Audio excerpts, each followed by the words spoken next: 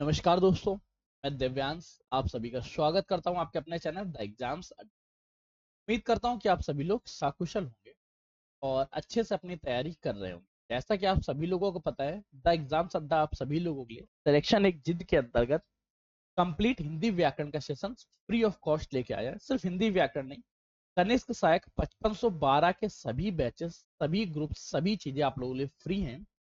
सिर्फ इनसे जुड़ने के लिए आपको करना क्या, एनरोल करना है। और ये एनरोलमेंट फॉर्म आप लोगों को डिस्क्रिप्शन में मिल जाएगा। टॉप फर्स्ट लिंक जो है वो एनरोलमेंट फॉर्म का है, जिसको आप भर के एनरोल हो जाइए। अगर आप सभी लोगों में 500 लोग से ज्यादा लोग एनरोल हो जाते हैं तो आप लोगों के लिए एक सेपरेट व्हाट्सएप ग्रुप बना दिया जाएगा, जहां पे कनिष्क सहायक के 20 प्रैक्टिस सेट्स मिलेंगे, पीडीएफ नोट्स आप लोगों को मिल ही रहे हैं, क्लासेस मिल रही हैं, और यहाँ पे मैं हफ्ते में एक बार आप लोगों का स्पेशल डाउट सेशन भी सॉल्व करूंगा लाइव आके। और ये जो लाइव सेशन होगा ये सिर्फ इन 500 स्पेशल लोगों के लिए होगा जो कनेक्ट सहायक 5512 से जुड़े होंगे। अब आप लोगों को ये 500 तक कैसे अपने लोगों को पहुंचाना, ये आप लोगों के मन में, आप लोग स्प्रेड करिए। और आज के सेशन को लेते हैं, और जहां चर्चा कर रहे हैं हम लोग 30 ऑफ 30 स्कोर करना है। आज की क्लास दो टॉपिक रहेगी, एक समुच्चय बोधक के बारे में भी चर्चा करेंगे, साथ में विस्मयादि बोधक अव्यय, और इसके साथ संबंध बोधक अव्यय भी हमारा कवर हो जाएगा। कुल मिला के अव्यय की क्लास आज हमारी कंप्लीट हो जाएगी। और ये वेबसाइट्स पे 3 लिंक में माध्यम से दिख रहा होगा, और पीडीएफ आप लोगों को सिंगल दिखेगी सेम सिमिलर बारे में। मैं इसको थोड़ा सा रिकवर करा दूंगा। 3 ही क्लासेस का डाटा आज एक क्लास में मिलेगा। तो चलिए सेशन को स्टार्ट करते हैं। उम्मीद करते हैं आपको सेशन पसंद आए। लाइक कर दोस्तों, शेयर करिएगा और अपने विचारों को कमेंट करके बताइएगा। मैं आपके कमेंट पढ़ने के लिए लगातार आतुर रहता हूं। तो चलिए पहला क्वेश्चन स्टार्ट करते हैं। सबसे पहले चलते हैं हम लोग अपने पीडीएफ नोट्स के बारे में, जहां से हम लोग डेली पढ़ना स्टार्ट करते हैं। तो अव्यय को हम लोगों ने पढ़ा था कि अव्यय क्या होते हैं। अव्यय या अविकारी शब्द ये वे शब्द हैं जो लिंग, वचन, कारक, काल, पुरुष इत्यादि के आधार पर इनमें कोई भी परिवर्तन या कोई भी भेद उत्पन्न नहीं होता, उन्हें अव्यय या अविकारी शब्द कहते हैं। मतलब सोहन ऊपर बैठा है या सुनीता ऊपर बैठी है, हम ऊपर बैठे हैं या हम सब ऊपर बैठे हैं, तुम ऊपर जाओगे या तुम सब ऊपर जाओगे, पर ऊपर में कोई डिफरेंस नहीं रहेगा। ऊपर ऊपर रहेगा, क्रिया में परिवर्तन हो जाएगा, सहायक क्रिया में परिवर्तन हो जाएगा। पर ये जो अविकारी शब्द है इनमें कोई परिवर्तन नहीं होगा। इसी का एक प्रारूप था क्रिया विशेषण, जिसके बारे में हम लोगों ने पहले की क्लास में स्टडी की थी। आज समुच्चय बोधक। समुच्चय बोधक को दो भागों में बांटा गया, एक समानिधिकरण समुच्चय बोधक, एक व्यधिकरण समुच्चय बोधक। समानिधिकरण का मतलब क्या है, यहाँ पे अव्यय को जोड़ते समय समानता के आधार पे एक दूसरे को जोड़ते हैं, दोनों में कोई ना कोई समानता बनी रहती है। अब समुच्चय बोधक, देखो नाम से पता चल रहा है कि किसी समुच्चय की बात कर रहा है। समुच्चय मतलब क्या है, ये दो या दो से अधिक दो शब्द हों या दो वाक्य हों, उन दोनों वाक्यों को जोड़ने का कार्य करते हैं, उन्हें हम समुच्चय शब्द कहते हैं। समुच्चय शब्द क्या है, वे शब्द जो दो शब्द या दो से अधिक शब्दों या दो से अधिक वाक्यों को परस्पर जोड़ने का कार्य करते हैं, उन्हें समुच्चय कहते हैं। तो चलिए डायरेक्ट समुच्चय की क्लास में आ जाते हैं, फिर हम लोग समुच्चय देखते हैं। समुच्चय के वे अविकारी शब्द जो दो या दो से शब्दों, दो वाक्यों को जोड़ते हैं, उन्हें समुच्चय शब्द कहते हैं। जैसे कुछ खा लो और चले जाओ, सेंटेंस ये है ना, कुछ खा लो और चले जाओ, या कुछ खा लो फिर चले जाओ। कुछ खा, एक सेंटेंस है कुछ खा लो, दूसरा सेंटेंस है चले जाओ, तो इन दोनों को साथ में बोलना था, इसलिए बोल दिया कुछ खा लो और चले जाओ, कुछ खा लो फिर चले जाओ। उसने बहुत कोशिश की परंतु काम नहीं बना। उसने कोशिश तो की किंतु साथ ही उसका काम नहीं बना। उसने कोशिश की, उसका काम नहीं बना। दो सेंटेंस थे। इन्हीं आधार पे समुच्चय को दो भागों में बांटा गया, एक समानिधिकरण समुच्चय बोधक अव्यय, दूसरा व्यधिकरण। समानिधिकरण के चार भेद है, संयोजक, विभाजक, विरोधक, परिमाणवाचक। तो हिंदी सीधा कहती है कि आप हमारे शब्द को अच्छे से पढ़िए, हम शब्द के आधार पर आपको भेद बता देंगे। व्यधिकरण करणवाचक, उद्देश्यवाचक, संकेतवाचक, स्वरूपवाचक।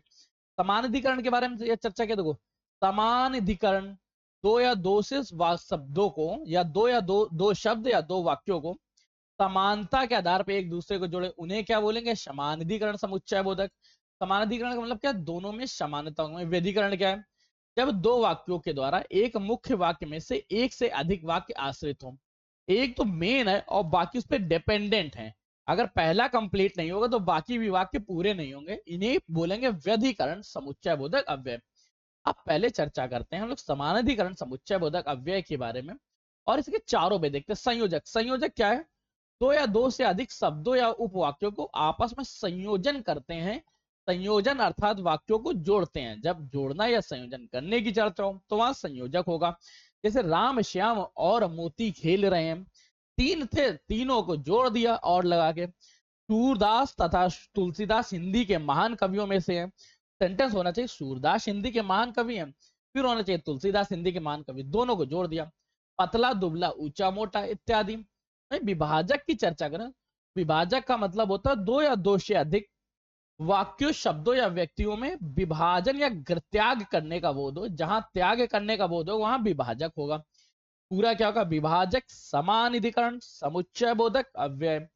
दो या दो से शब्द एक ही श्रेणी के दो या दो से अधिक वस्तुएं या व्यक्तियों में से किसी एक के ग्रहण एक के त्याग करते हुए दो वाक्य जुड़ते।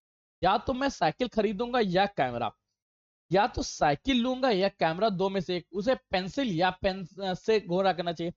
या तो पेंसिल से कर लो या पेन से कर लो, चाहे या ले लो वह ले लो, चाहे सुख ले लो चाहे सरकारी नौकरी ले लो। विरोधवाचक की चर्चा करें तो विरोधवाचक का मतलब क्या है? दो उपवाक्य जुड़ते तो हैं लेकिन दोनों उपवाक्य एक दूसरे के एंटी होते हैं, एक दूसरे में विरोध की भावना उत्पन्न होती है। यहाँ पे विरोधवाचक समुच्चय बोधक अव्यय होता है। जैसे पर किंतु इत्यादि। कमलेश तो आ गया परंतु विमलेश नहीं आया। सुरेश ने उसकी हत्या कर दी परंतु वह खुद के अटैचमेंट से दूर ना हो सका। वीर अहंकारी नहीं वरना विनम्र होते हैं। मोहन विद्यालय तो आया लेकिन काम नहीं करके गया। ये सेंटेंस रहे जहां पे पहला वाक्य तो पॉजिटिव है, दूसरा वाक्य सेकेंडरी या निगेटिव है और दोनों में विरोध की भावना है। जब विरोध की भावना हो तो विरोधवाचक समानाधिकरण समुच्चय बोधक अव्यय। एक को त्यागने तथा एक को ग्रहण करने की भावना होगी तो विभाजक समानाधिकरण समुच्चय बोधक अव्यय। दोनों के मिलन की चर्चा हो रही होगी, दोनों के मिलने के बारे में चर्चा हो रही तो वहां संयोजक समानाधिकरण समुच्चय बोधक अव्यय। वही चर्चा करते हैं परिमाण। परिमाण का मतलब क्या है? जहां पर रिजल्ट्स दिख रहा हो वहां पे परिमाणवाचक समानाधिकरण समुच्चय बोधक अव्यय होगा। जैसे मैं बीमार था इसलिए विद्यालय नहीं जा सका। विद्यालय ना जाने का एक रीजन है कि मैं बीमार पड़ गया इसलिए नहीं जा सका। वह कमजोर था इसलिए तेज नहीं भागा। जोर से वर्षा हो रही थी अतः कम विद्यार्थी आए। जहां रिजल्ट या परिणाम शो हो रहे हो वहां पर परिमाणवाचक समानाधिकरण समुच्चय बोधक अव्यय होगा। अब चर्चा करते हैं व्यधिकरण समुच्चय बोधक। व्यधिकरण समुच्चय बोधक अव्यय को चार भागों में बांटा गया: कारणवाचक, उद्देश्यवाचक, संकेतवाचक, स्वरूपवाचक। कारणवाचक का मतलब क्या है? जहां पे रीजंस दिख रहा हो, जहां पे कोई कारण दिख रहा हो उन्हें कारणवाचक काव्याधिकरण समुच्चय बोधक अव्यय कहेंगे। जैसे मैं विद्यालय नहीं जा सका क्योंकि मैं बीमार था, यहाँ पे रीजन मिल गया इस वजह से। उद्देश्य क्या है? जहां पे एम सर्टिनिटी हो रहा हो, जहां पे उद्देश्य दिख रहा हो वहां पे उद्देश्यवाचक व्यधिकरण समुच्चय बोधक अव्यय होगा। जैसे वह वहां इसलिए गया कि धन मिल सके। संकेतवाचक की चर्चा करें, संकेतवाचक जो समुच्चय शब्द वाक्य में संकेत या अर्थ प्रकट करता है उसे संकेतवाचक कहते हैं। जहां पे इंडिकेशन किया जा रहा है उसे संकेतवाचक समुच्चय बोधक अव्यय कहते हैं। यदि पढ़ोगे तो सफलता मिलेगी, यदि आप चैनल सब्सक्राइब करेंगे तो ज्यादा लोगों तक ये बात पहुंचेगी। आप अपने मन के विचारों को कमेंट करके बताएंगे तो मैं उतना पढ़ूंगा। तो स्वरूप सूचक की चर्चा करें, जो समुच्चय बोधक शब्द में उपकरण से पहले उपवाक्य की बात का स्पष्टीकरण करता है उसे स्वरूप सूचक व्यधिकरण समुच्चय बोधक अव्यय कहते हैं। जैसे रात में ताजमहल ऐसा लगता है मानो दूध जैसा नहाया हो। स्वरूप सूचक क्या है? एक के रूप की दूसरे के साथ समानता दिखाई जा रही हो वहां स्वरूप सूचक व्यधिकरण समुच्चय बोधक अव्यय होगा। ठीक, कंफर्म। अब चर्चा करते हैं हम लोग विस्मयादि बोधक। विस्मयादि बोधक का मतलब क्या है? मन के विचारों को तेजी से एक्सप्रेस करने वाले भावों को हम व्यधिकरण समुच्चय व्यधिकरण अव्यय कहते हैं। जो शब्द हमारे मन भाव को आदि प्रकट करते हैं उनका संबंध वाक्य में अन्य शब्दों से नहीं होता, ये स्वतंत्र होते हैं, इनका किसी से संबंध। जैसे विस्मयादिबोधक शब्द है, अरे क्या हो गया, क्या हुआ, सच बोल रहे हो, ओह इत्यादि। उसमें वह, शाबाश। देखो विस्मयादिबोधक अव्यय जो है इसको आपको डेली प्रैक्टिस करना पड़ेगा। प्रैक्टिस करते हैं तो आपको समझ में आ जाएगा, इसको याद मत करिएगा। इसी वजह से इसकी क्लास एक ही क्लास में हम मर्ज कर दे रहे हैं तीनों के बारे में। समुच्चय बोधक अव्यय, विस्मयादि बोधक अव्यय और संबंध बोधक अव्यय। वहीं अगर सो की चर्चा कर ले तो आय, हाय, राम राम, बाप रे। घृणा सूचक की चर्चा करे, छी छी, थू थू। अनुमोदन की चर्चा करे, ठीक है, हाँ हाँ, अच्छा। स्वीकृति की चर्चा करे, जी हाँ, अच्छा, जरूर। अभिवादन की चर्चा करे, नमस्ते, राम राम, जय श्री राम। संबोधन बोधक की चर्चा करे, अरे हो। क्रोध की सूचक करे, अबे दात चुप। विस्मयादि बोधक का मतलब क्या है? वे शब्द जो मन के तीव्र भावों को एक्सप्रेस करने के, तीव्र भावों को प्रकट करने की क्षमता रखते हैं, उन्हें विस्मयादि बोधक अव्यय कहते हैं। अब विस्मयादि बोधक अव्यय के बारे में ध्यान रखो। विस्मयादि बोधक अव्यय कंफर्म हो गया। अब हम लोग चर्चा करते हैं संबंध बोधक। संबंध बोधक क्या है? संबंध बोधक अव्यय वे पद हैं जो संज्ञा या सर्वनाम का वाक्य में किसी अन्य के साथ संबंध दिखाते हैं, जैसे के सामने, के ऊपर, के बिना, के आगे, इनमें से इत्यादि नहीं। राम दुकान के अंदर है, राम का संबंध क्या है? वो दुकान के अंदर है। मेरे सामने से हट जाओ, तुम मेरे सामने से हट जाओ। आज धन से के आगे सब तुच्छ है। इसके आगे धन तुच्छ है, धन के आगे वह नगर तक गया। इसके कई भेद होते हैं, उनमें से कुछ हम पढ़ेंगे। जैसे कालवाचक, कालवाचक क्या? के आगे, के पीछे, के बाद, के पहले इत्यादि। संबंध बोधक, समुच्चय बोधक अव्यय से अभी तक उत्तर प्रदेश अधीनस्थ सेवा चयन आयोग में केवल 3 क्वेश्चंस पूछे गए, ये एक अच्छी बात है।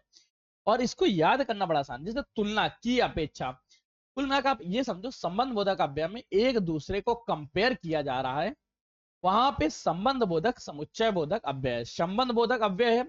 संबंध बोधक अव्यय कब है? जहां एक का दूसरे के साथ कंपैरिजन किया जाए। जैसे विनिमय वाचक के बदले की जगह पर, समानतावाचक के समान, की तरह, के तुल्य, के अनुसार। व्यक्तिवाचक के अलावा, के बिना, के बगैर। संग्रह भर पर्याप्त साधन, के द्वारा, के सहारे में, के लिए मारे गए।